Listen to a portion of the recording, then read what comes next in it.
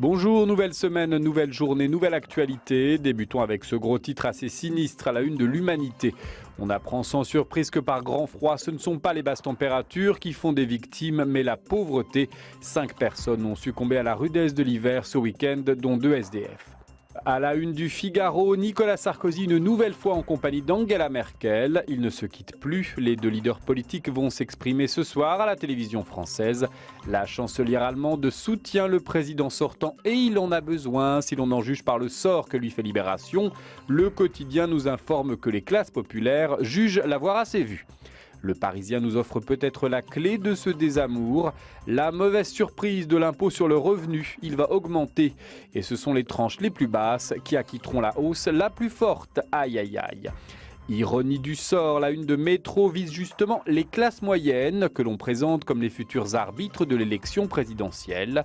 Beaucoup plus léger et surtout pour le moins insolite dans les pages du gratuit. Une nouvelle religion, le copimisme et son chef spirituel, Isaac Gerson, 19 ans. L'église missionnaire suédoise de copimisme a été officiellement reconnue comme une religion par la Suède. Son credo, copier et partager des fichiers informatiques, est un droit divin. On ne rit pas, cette nouvelle spiritualité compte déjà 3000 adeptes. Toujours à l'étranger, mais moins drôle, la une du Monde où trône Viktor Orban, le Premier ministre magyar de Hongrie et aussi, selon le quotidien du soir, l'homme qui fait peur à l'Europe. Il est accusé de museler les libertés dans son pays. On apprend notamment que la vie politique hongroise serait une guerre civile froide. Troublée aussi la vie politique sénégalaise en une de 20 minutes où l'on trouve plus loin un chiffre éloquent, 15% de réservations en moins pour les croisières depuis le spectaculaire naufrage du Costa Concordia sur les côtes italiennes.